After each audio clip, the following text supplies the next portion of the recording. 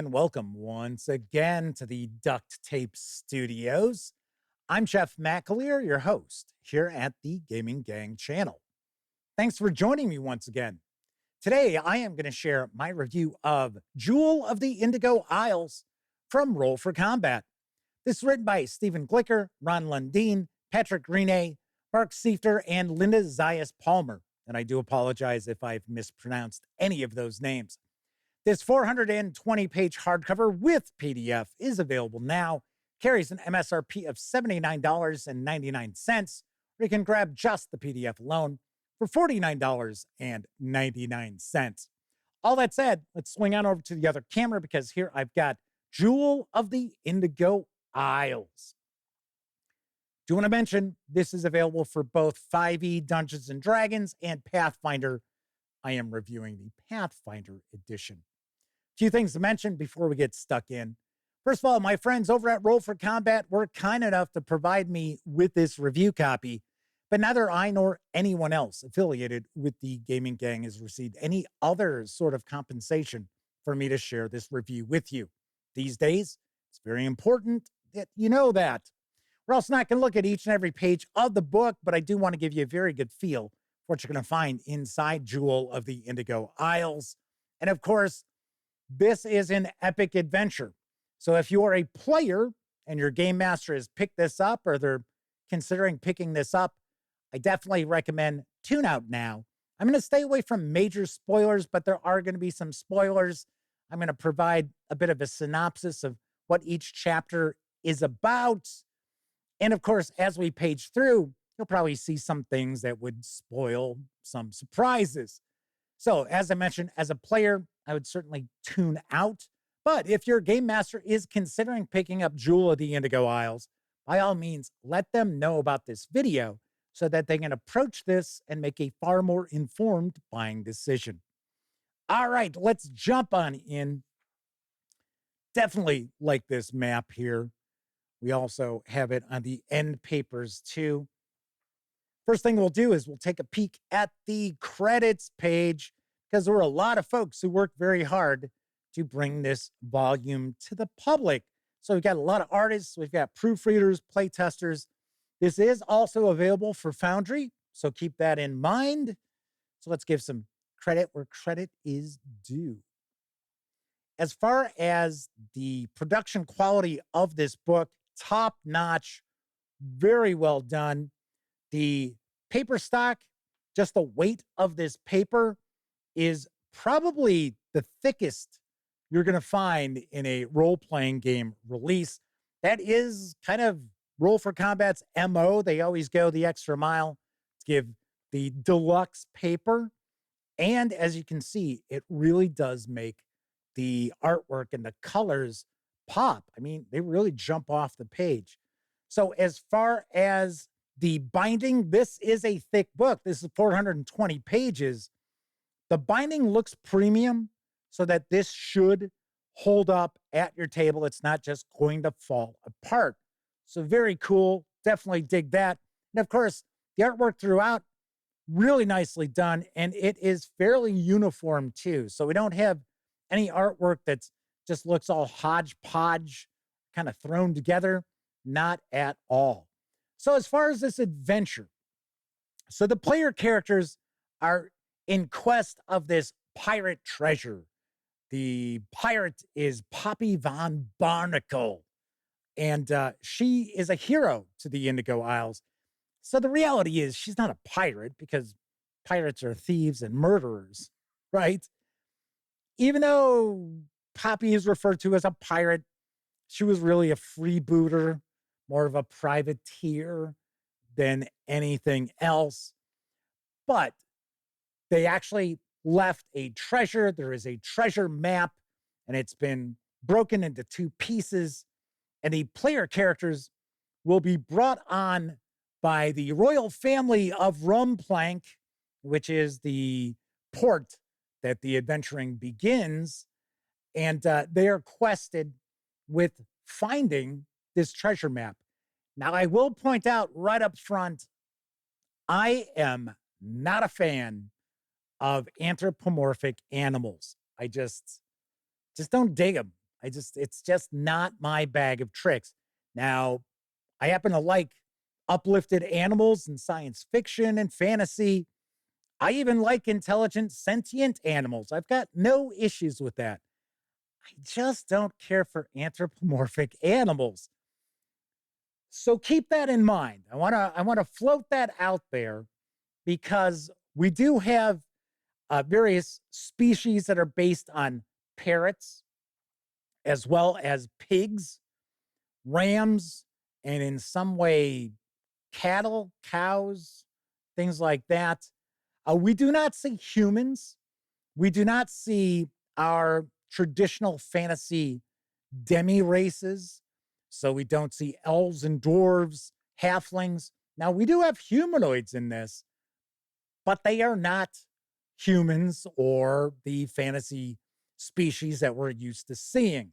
Now, I do understand that there is another Indigo Isles book, which I think is the setting book, because there's a little bit of a gazetteer at the end of this, but it mainly just talks about the two towns that a lot of the adventuring takes place in. A lot of it revolves around.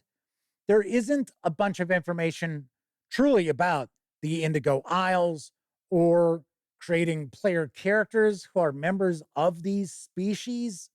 So I think a lot of that information is contained in that setting book. So I sort of have the impression that the player characters are supposed to come from these species. They are not supposed to be elves or dwarves or halflings or humans. So keep that in mind. Personally, if I were running this, it would take quite a bit of work. I would probably just scrub the anthropomorphic animals. Like I said, I just not a fan. So, like I said, I just want to make sure that's right up front because that does affect my review score. It really does. Just because I'm not a fan, that's all. All right. Anyway, let's get into the adventure itself. So, the first chapter, the player characters are going to get to tool around the port town of Rumplank, and they'll get to meet some various different NPCs. And I will say that the NPCs throughout the adventure, many of them are really interesting and they do stand out. And I especially like that quite a lot. As far as the adventure itself, it is broken up into 3 acts. Each act is 4 chapters in length. Something else to point out, and you'll see this as we're paging through, the maps are just fantastic. I love these maps. Now, as I mentioned, I have not had an opportunity to see the Foundry implementation, but I'm telling you right now, as long as those maps were created in a large enough format, I bet you they're blowing the doors off of Foundry, that they look fantastic, that they look awesome. So, as far as the adventure goes, second chapter, players are going to go off to find the first piece of the treasure map. It is the treasure map is broken into 2 pieces. So, first chapter, they're off to check that out. As far as the various different set pieces and encounters, we do have a nice mix of investigative activities as well as combat. We have some aspects where we've got options to avoid combat.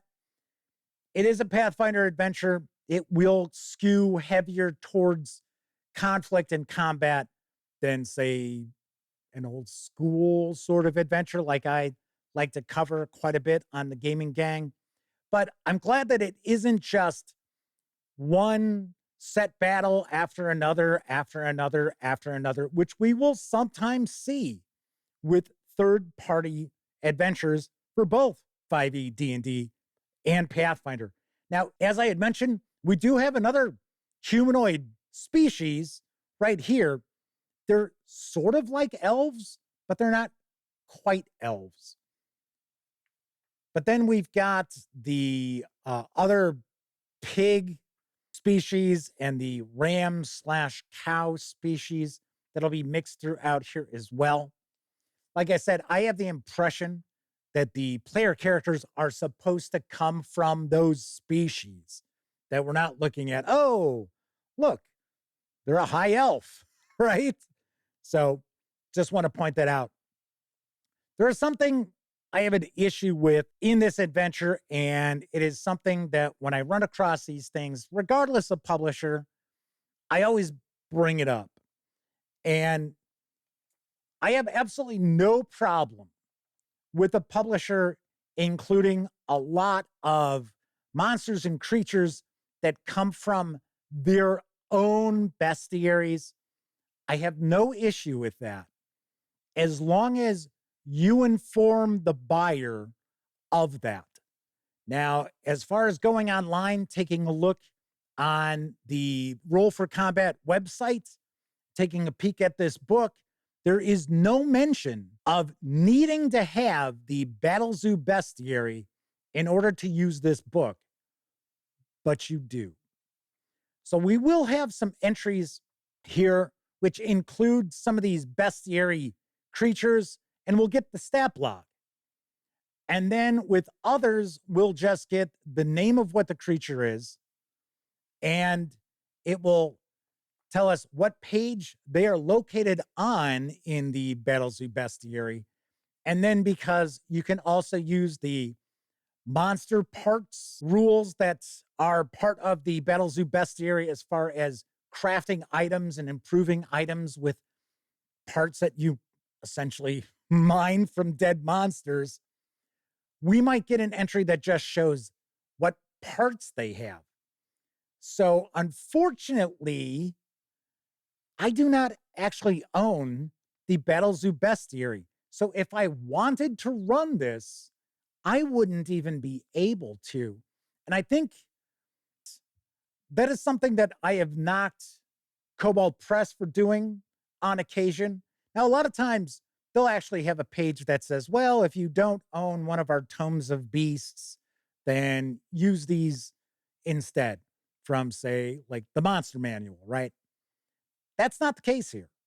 So here it's basically, well, got to have that bestiary or you're not going to be using the creatures. Now, there are a lot of new monsters, a lot of new creatures that are featured in the Adventure Toolbox portion of this book. And many of them are really good. It's just, here, let's see if I can find one. Yep, right here. Feldhag. So it says Battle Zoo Bestiary, page 30. It's a creature 5. Tells us our monster parts, what they're worth in gold pieces. There's like 3 different levels. And then eligible refinements for those monster parts and eligible imbued properties from those monster parts. But we know nothing about the Feldhag. So you need to have the Battle Zoo bestiary in order to utilize that. Like I said, if it had been made clear on the website that you needed to have that bestiary, then it wouldn't really be a problem. I would mention that you need to have it, but there is nothing on the Roll for Combat website that indicates you need to have any other book outside of your core Pathfinder books and this book. So little disappointing to see that. So let's talk about some of the cool stuff that's in here, because there is tons that is really, really good in here. As far as the adventure itself, it's solid, but it's another one of these sorts of adventures where a good amount of the time is spent with the players going and finding pieces of something. At the beginning, the players are looking to piece together the 2 parts of the treasure map. Then they find that, and then they realize, oh, well, they need to have something else in order to read it. And then once they get that, they learn that there's a curse on the map that's making the map fall apart. It's starting to disintegrate. So they have to hurry up and find a way to stop that. Then they learn about the Jewel of the Indigo Isles. and it's broken up into 4 pieces. So now in the second act, the player characters are looking to go find the 4 pieces to assemble them. And like I said, the chapters, the adventures are cool. There are really some interesting set pieces and encounters in this. But I mean, we have seen this whole go find stuff to assemble it to create something else umpteen times, right? Innumerable times we have seen that. So the overall premise is something that we have seen a lot before, but thankfully, the actual chapters of the adventure and the encounters in that are unique. They are interesting. Something else I really like about this is that it doesn't hold the game master's hand, but it does provide a lot of extra information and extra material to make the game master's job much easier to run. So, as far as major NPCs that the player characters might encounter that they need to ask questions of, as opposed to just getting all of it in an info dump saying, okay, this is all that they know, we will see examples of questions that your players might ask and what those answers are. Now, it's possible that your players don't ask any of those questions, but at least you'll have that information available to you and able to utilize it. Now, I should also point out just because this has anthropomorphic animals, this is not a silly adventure or a very lighthearted adventure at all. There are some pretty gruesome things going on in this adventure. There is something that happens close to the climax, close to the big battle at the end, which is probably going to shock your players. So there are even little side boxes talking about maybe kind of toning down some things. So keep that in mind, that this is not some sort of like, oh, silly, lighthearted, kind of tongue in cheek sort of adventure. No, not at all. Now, there are NPCs and characters that the player characters are going to encounter that are a bit more lighthearted, which I definitely appreciate. But then there's like weird, creepy things like the sinew trap that's here. I mean, that's kind of gross. So, as far as the adventure goes, the players will assemble the map. Then they're going to find, well, the map's falling apart. So, they have to find a way to stabilize that map. Then they're going to go off in search of the 4 parts of the Jewel of the Indigo Isles. And then they're going to learn of this cult and what the real purpose of that jewel is to protect the Indigo Isles from this cult who is looking to summon this massive behemoth and to essentially take over the Indigo Isles and destroy the town of Rumplank. I really like that. I thought that was pretty cool. It kind of shifts gears on the players a little bit. And then the final act, the third act, is going to be the player characters kind of facing off against this cult. They're going to return once again to Rumplank. They're going to think, well, you know, everything's A-okay, everything's cool. They're going to take part in a celebration, which kind of gives the players a chance to kind of catch their breaths and relax a little bit, unwind, have a little bit of fun with the various different NPCs in the port city or port town of Rumplank. And then they're going to find out that the cultists have stolen away a bunch of villagers. And then the player characters will be in hot pursuit. They will hopefully be able to defeat one aspect of the cult. They're going to find that there is a major betrayal of an NPC that has been allied with the player characters essentially from the beginning of this epic tale. So hopefully, game masters will play out that reveal to the greatest effect, because it is kind of a shocker. Although a good game master is going to utilize the little bits of foreshadowing and the clues that you can kind of sprinkle, where when that big reveal takes place, some of your players might be like, aha, I knew it. So I like that. Thought that was cool. And then we get into a big battle for Barnacle Bay. So this is an epic confrontation here. So an army actually attacks, and the player characters are going to have to put together the defenses of Barnacle Bay and Rumplank. And there's a bit of a kind of mini game aspect to this, to the town defenses, because throughout the adventure, the player characters have been gathering up these resources. They can use these resources to build various different defenses. In some ways, I like it a lot. Other ways, I think it's a little too gamey. It kind of breaks the immersion for your players throughout this whole adventure. They've been just kind of taking care of their own player characters. And then all of a sudden, they kind of have to shift gears and kind of go through this whole process, which is going to be time consuming. I'm talking about game time at your table, putting together all these various different things, buying these defenses and things like that. So I'm kind of up in the air on that. On one hand, I kind of like it. I think it's kind of cool. On the other hand, I think it's a little too gamified as far as being sort of a mini game. This is the big bad behemoth, which is massive. So we just happen to land on that. The player character is going to need to take out that behemoth.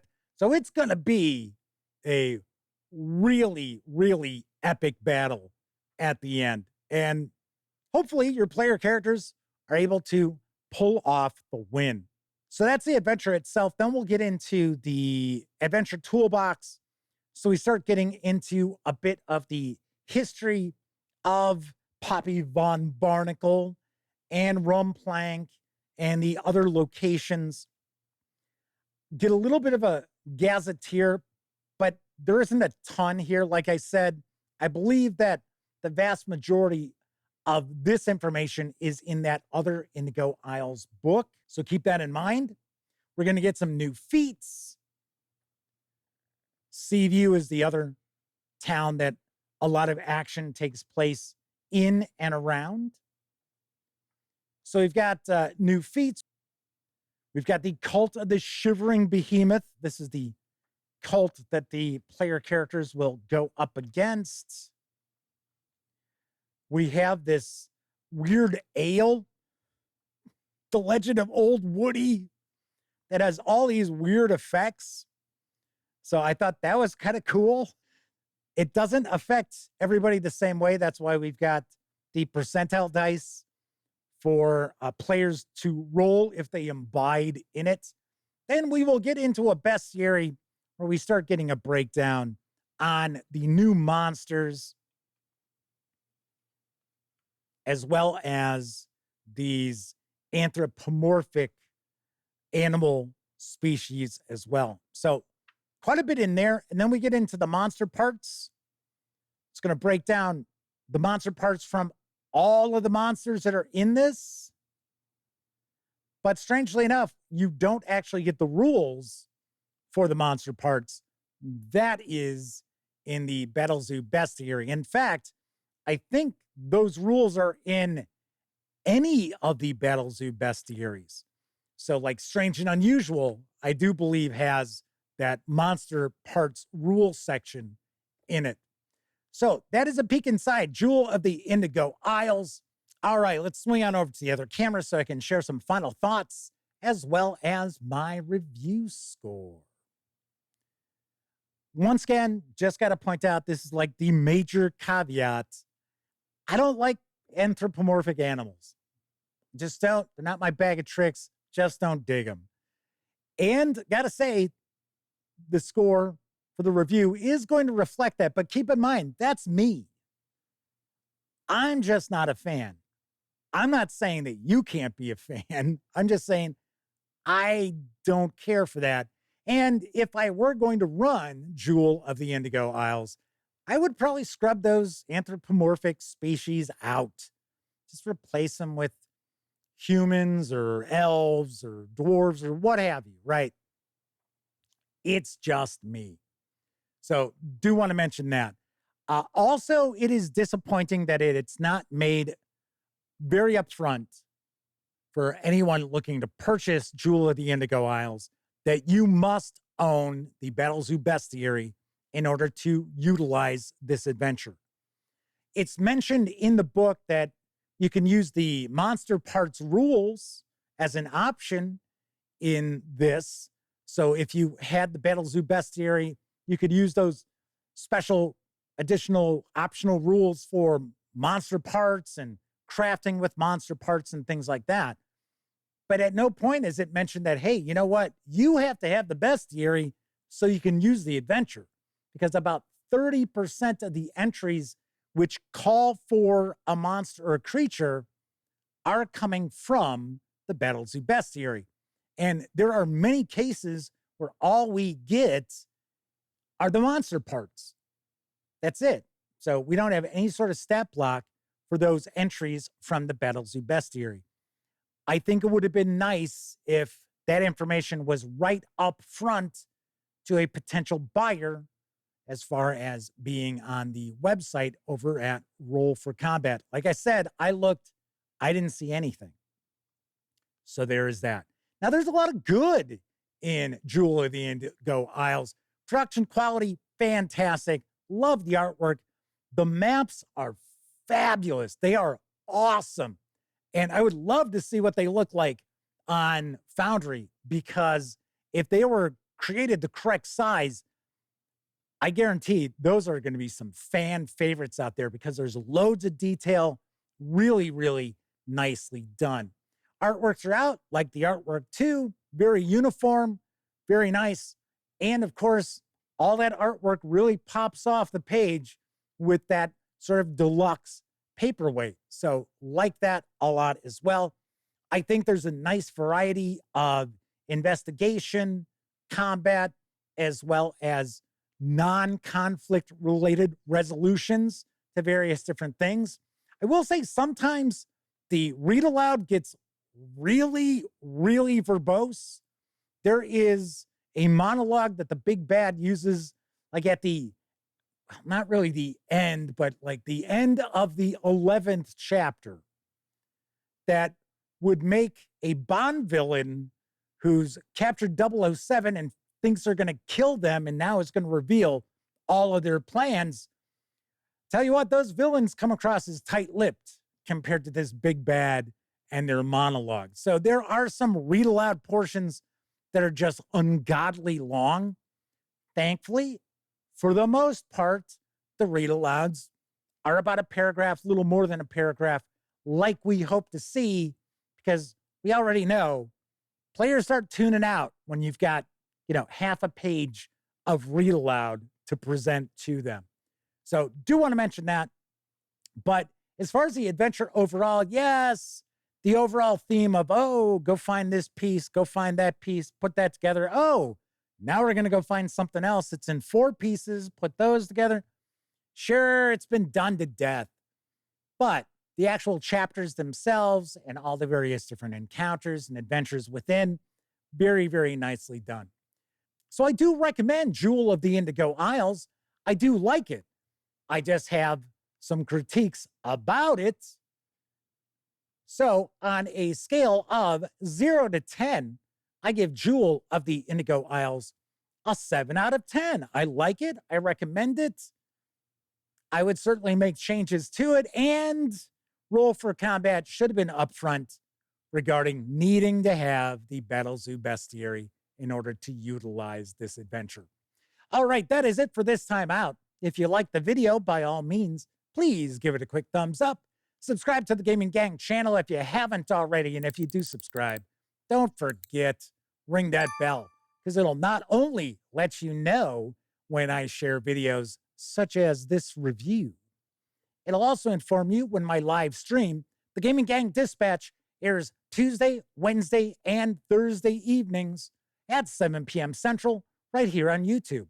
And of course, when you're not watching videos on the Gaming Gang channel, be sure to visit thegaminggang.com for all latest in tabletop gaming news, reviews, and a whole lot more you are not going to find here on YouTube.